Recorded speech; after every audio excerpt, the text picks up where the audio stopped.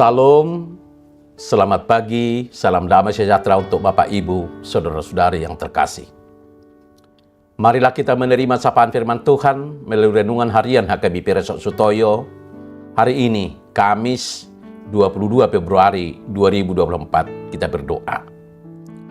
Damai sejahtera Allah yang melampaui segala akal, itulah yang memelihara hati, jiwa, dan pikiranmu di dalam nama Yesus Kristus Tuhan kita.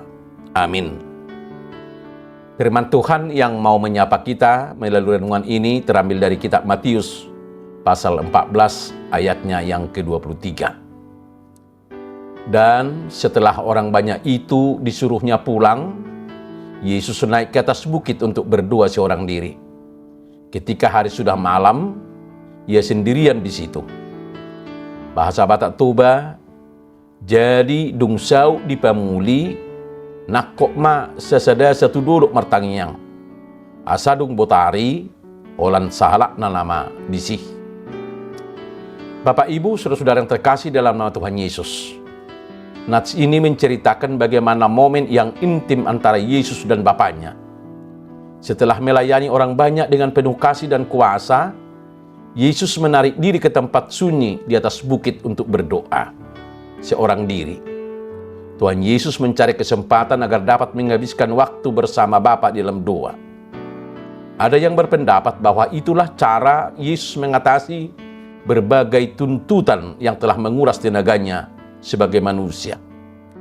Yesus melakukan mujizat dengan menyembuhkan penyakit dan memberi mereka makan. Namun setelah itu, dia naik ke atas bukit untuk berdoa seorang diri. Matius 14 ayat 23. Allah kita sangat mengasihi manusia. Ketika Yesus berada di bumi, ia tidak memiliki banyak waktu untuk beristirahat.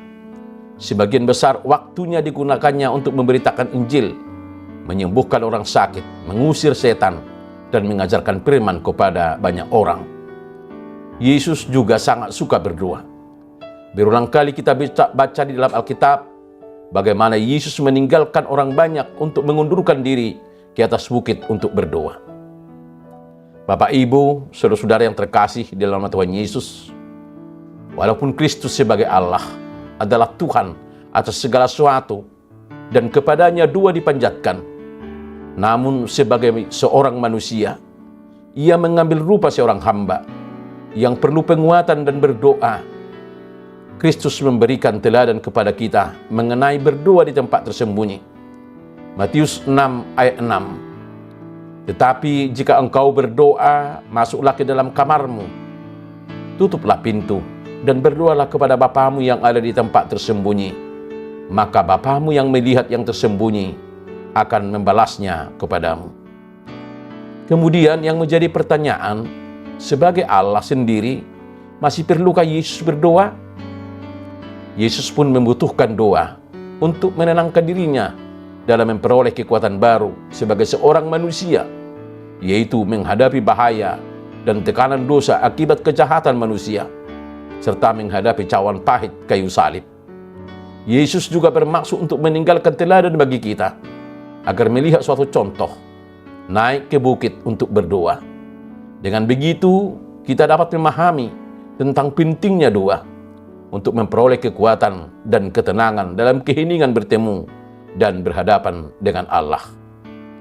Bapak Ibu, saudara-saudara yang terkasih di dalam nama Tuhan Yesus, ada beberapa hal yang menjadi renungan dari nats ini. Yang pertama, kita diajak untuk memperhatikan Yesus dalam memberikan waktu yang ia habiskan dalam persekutuan pribadinya dengan Bapaknya. Di samping kesetiaannya yang perhatian penuh kepada orang lain, ia mengajarkan sebuah prinsip penting, bahwa sekalipun pelayanan kepada sesama adalah suatu panggilan yang mulia, kita juga perlu menyempatkan waktu untuk merawat hubungan kita dengan Tuhan. Yang kedua, kita dapat mengambil inspirasi dari cara Yesus memilih tempat untuk berdoa. Dia mencari tempat yang tenang dan sunyi, jauh dari keramaian dunia. Dalam kehidupan kita yang serba sibuk, penting bagi kita untuk menemukan tempat-tempat yang tenang untuk berkomunikasi dengan Allah. Hanya disitulah kita bisa mendengar suaranya dengan jelas dan memahami kehendaknya bagi hidup kita. Ketiga, kita perhatikan ketika Yesus mengambil waktu berdoa pada malam hari, Ini mengajarkan kita sebuah pelajaran berharga bahwa dalam saat-saat kesunyian dan kegelapan di dalam hidup kita, Allah selalu hadir bersama kita. Di saat itulah kita dapat merasa terisolasi atau takut, tetapi mengingatkan kita bahwa Allah selalu siap mendengarkan dan menguatkan kita. Terakhir, perhatikan kesetiaan Yesus kepada Bapaknya. Meskipun mungkin merasa lelah atau terbebani oleh tanggung jawabnya, Yesus tidak pernah mengabaikan komunikasi pribadinya dengan Bapaknya. Ini mengingatkan kita bahwa kehidupan rohani yang kuat dan berkelanjutan membutuhkan fondasi yang kokoh dalam doa dan persekutuan dengan Allah. Di tengah kesibukan dan tantangan hidup, janganlah kita lupa untuk menyisihkan waktu yang khusus untuk berkomunikasi dengannya. Hanya di dalam persekutuan dengan Tuhan, kita akan menemukan kedalaman iman dan kekuatan yang kita butuhkan untuk menjalani hidup dengan penuh makna dan berkat. Amin. Kita berdoa. Terima kasih Tuhan atas sapaan firman Tuhan yang boleh kami dengar dan renungkan saat ini. Kami diingatkan betapa pentingnya untuk selalu memberi waktu untuk dan berhubungan dengan Tuhan di dalam doa. Tuhan Yesus, berikan kerinduan terus-menerus bagi kami untuk selalu berdoa dan menikmati hasil dari setiap doa yang kami panjatkan. Di dalam nama Tuhan Yesus Kristus kami telah berdoa. Amin. Salam, salam sehat, selamat menjalani hidup dalam kuasa doa. Immanuel.